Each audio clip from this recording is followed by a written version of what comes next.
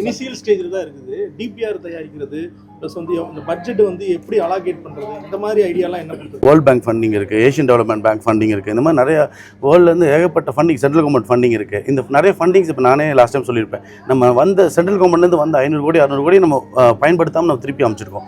அந்த மாதிரி நம்ம இந்த வாட்டி நம்ம அந்த மாதிரிலாம் பண்ணாமல் ஃபண்டிங் வந்து நீங்கள் ஃபஸ்ட்டு நீங்கள் ப்ராஜெக்ட் ரிப்போர்ட், ஃபஸ்ட்டு நம்ம அந்த ப்ராஜெக்ட் ரிப்போர்ட்டுக்கு வந்து ஒரு ஐடியா வேணும். அந்த ஐடியா வந்து நம்ம ஒரு படமே எடுக்கிறோம்னா ஃபஸ்ட்டு அந்த கதை எழுதணும், அந்த ஸ்கிரிப்ட் எழுதணும்.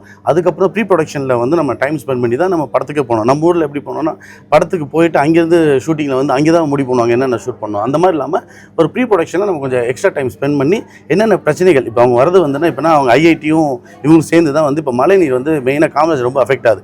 இதுக்காக ஐஐடி டீம் வந்து எப்படி நம்ம வந்து இங்கே நாங்கள் நினச்சோம் ரெயின் வாட்டர் ஹார்வெஸ்டிங் போட்டோம்னா மழைநீர் சேமிப்பு திட்டங்கள் போட்டோம்னா சரியாகும். இங்கே நம்மக்கிட்ட இருக்கிறது வந்து பிளாக் சாயில், இந்த களிமண் வந்து தண்ணீரை வந்து அப்சர்வ் பண்ணாது. அதனால அவங்க வந்து என்ன சொல்கிறாங்க, இது மட்டும் சொல்யூஷன் இல்லை, ஒரு டேங்க்லாம் கட்டணும் பெரிய லெவலில் வந்து இது வந்து அவங்க வந்து சில அவங்க வந்து ஐஐடிஸ் வந்து சொல்யூஷன் கொடுக்கும்போது அது பிரச்சனைகள் வேறு மாதிரி தெரியுது.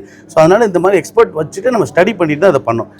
அதே மாதிரி நம்ம இதுக்கு யூ டர்ன் பண்ணுறதுக்கும் கோயம்புத்தூர்லேருந்து ஒருத்தர் இப்போ சென்னையெல்லாம் பார்த்தீங்கன்னா எங்கேயுமே சிக்னல்ஸ் நிறையா இருக்காது, எல்லாமே பார்த்து யூ டர்ன் எடுத்துரும். இதனால் என்னென்னா நம்ம டிராஃபிக்கு இன்றைக்கி இருக்கிற கச்சா விலை என்னைக்கு அது போக ஆக்சிடென்ட். இப்போ ரெடியார் பாளையத்தில் கூட ஒரு பையன் வந்து காலேஜ் படிக்கிற பையன் வந்து ஆக்சிடென்ட் ஆகிருந்துருக்கும். இப்போ மெயின் ப்ராப்ளம் என்ன, நம்ம ஜங்ஷனை வந்து ஓப்பனாக விடுறதுனால இன்னொன்று ஹெல்மெட் போடாத நம்ம கிராஸ் பண்ணும்போது என்ன ஆயிடுதுன்னா ஆக்சிடென்ட் ஆகும்போது நம்ம உடனே அது டெத் அளவு கொண்டு போகுது. இப்போ இந்த ஒன் வே மாதிரி பண்ணிட்டோன்னா, ஒரு யூட்டர்ன் மாதிரி பண்ணிட்டோன்னா இது டிராஃபிக்கும் நமக்கு சேவ் ஆகும், டைம் சேவ் ஆகும், இந்த மாதிரி உயிர் பாதிப்பும் வராது, நம்ம கச்சா எண்ணெய் விலையும் குறையும். ஏன்னா நம்மளோட கன்சப்ஷன் ஆஃப் பெட்ரோல் வந்து குறையும். ஸோ இதுக்கெலாம் ஒரு ப்ராஜெக்ட் போட்டு நாங்கள் அங்கேருந்தும் அவரும் வர வச்சு நம்ம டெக்னிக்கல் சர்வேலாம் பண்ணிகிட்டு இருக்கோம். ஸோ ஏகப்பட்ட வேலை இப்போ இப்போ எனக்கு என்னென்னா வந்தது இப்போ அடுத்த மலைக்கு நம்ம என்னால் முடிஞ்சு, ஏன்னா ஐஐடிலாம் ஸ்டடி பண்ணிட்டு என்ன சொல்கிறாங்க, இது ஒரு வருஷம் ஆகும்னு சொல்கிறாங்க. அதனால இப்போ நாங்கள் என்ன பண்ணுறோம், சிம்பிளாக இப்போ தூர் வாடுறது, அதுக்கப்புறம் இந்த கவர்னர் அந்த லெட்டர் கொடுத்துருந்தோம்.